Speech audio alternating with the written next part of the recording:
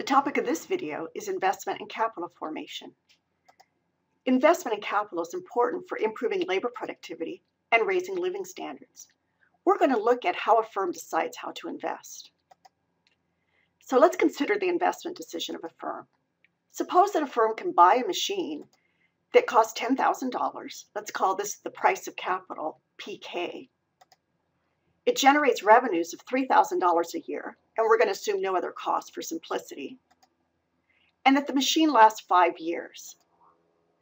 We'll also assume that the firm can borrow or lend at a nominal interest rate of 5%, and that inflation is equal to 0%.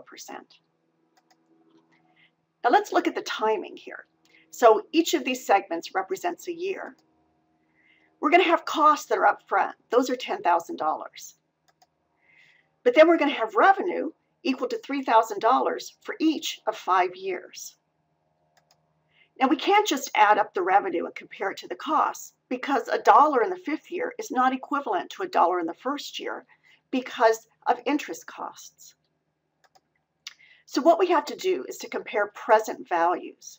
What present values do is they convert $1 earned or spent in a later year into its equivalent this year using what the interest rate is. So if we look at the present value of the revenue stream from this machine, we would take $3,000, that's the revenue this year, and then we would take $3,000 next year, but we would divide it by 1 plus the interest rate. And remember, we've assumed the interest rate's 5%. And then we go to the next year, take that $3,000, take into account compounding over 2 years, and that's why we divide by 1.05 squared and on up to that final year. If we add all of those up, we get $13,638. Now, should the firm buy the machine? Well, yes, because the present value of revenue, that $13,638, is greater than the present value of the cost, which was just $10,000.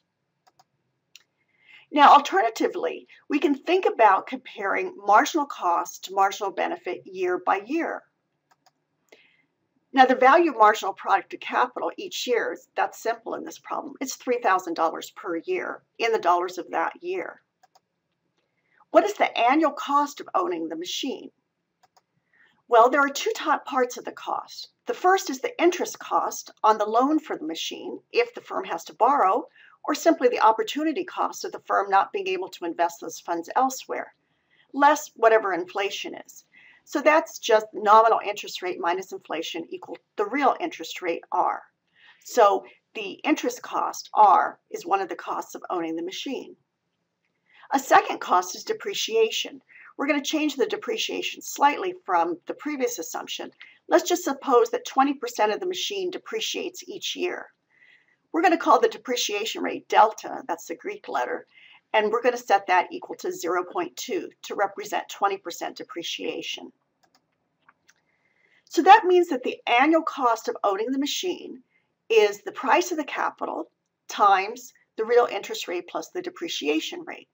In this example, the cost of the capital is $10,000, and we multiply that by 0.05 plus 0.2, and if we multiply that out, we find that the annual cost of holding the capital is $2,500. Now, this kind of cost, where we put something on an annual basis for capital, is known as the rental cost of capital or user cost of capital. What it does is it makes it equivalent to a firm, rather than buying its capital, renting its capital each year.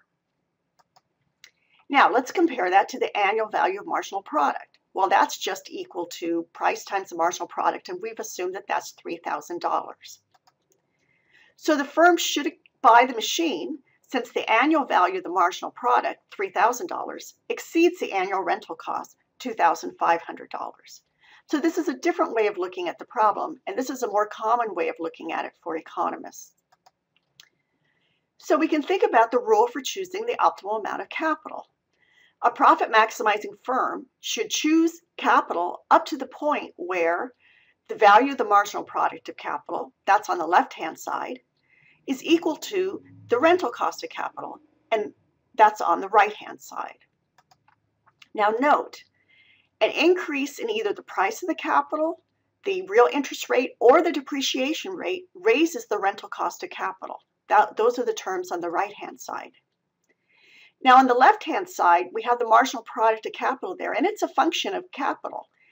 Because of our assumption of declining marginal product of capital that we had talked about previously, an increase in the capital stock leads to a decline in the marginal product of capital. So that function is a negative function of capital. Now this equation implicitly defines the demand for capital as a function of output price, price of capital, real interest rates, depreciation rate, and whatever shifts that marginal product of capital function.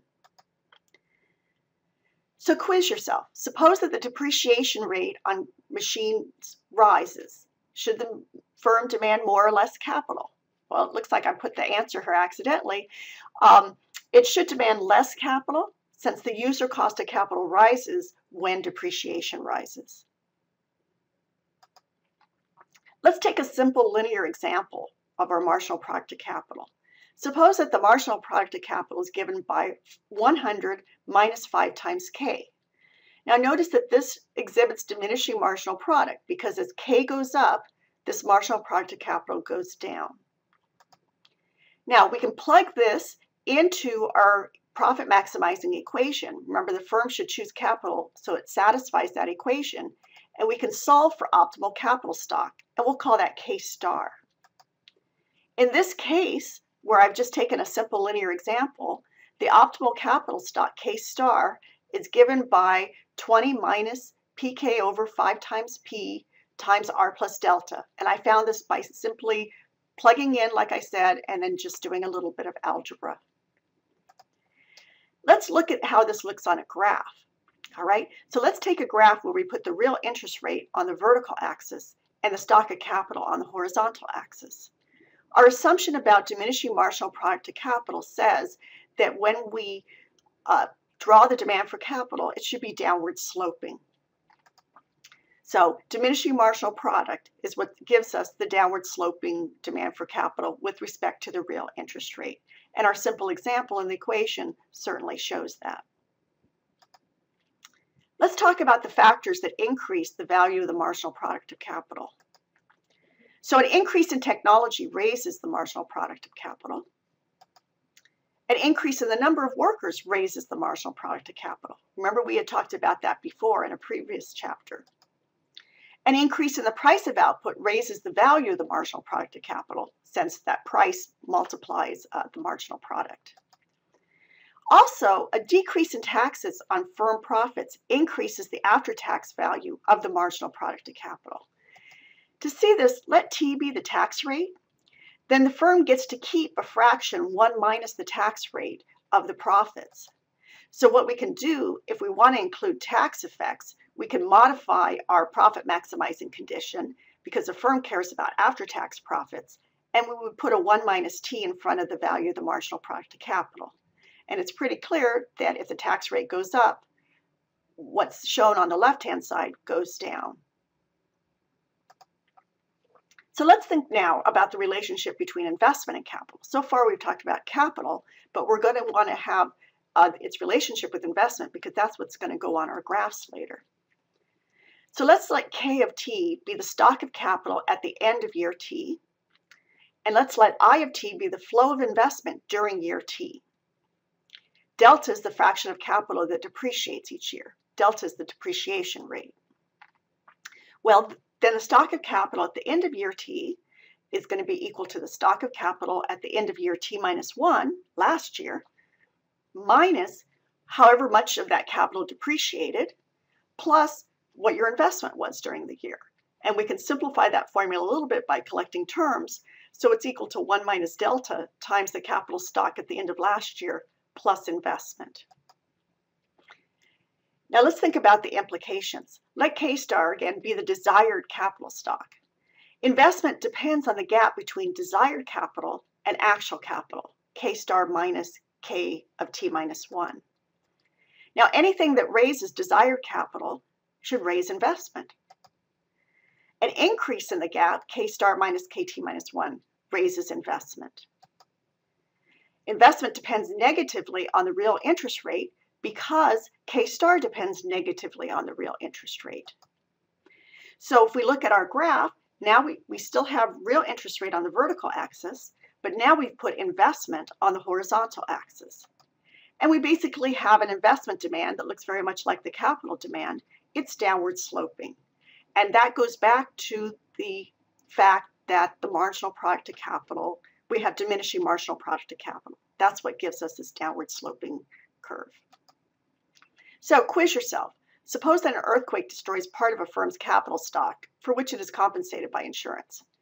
Assuming that there is no impact on the demand for the firm's output, we should expect the firm to decrease its investment, keep its investment unchanged, increase its investment, or go out of business.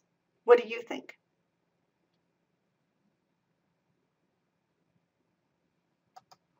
It should increase its investment.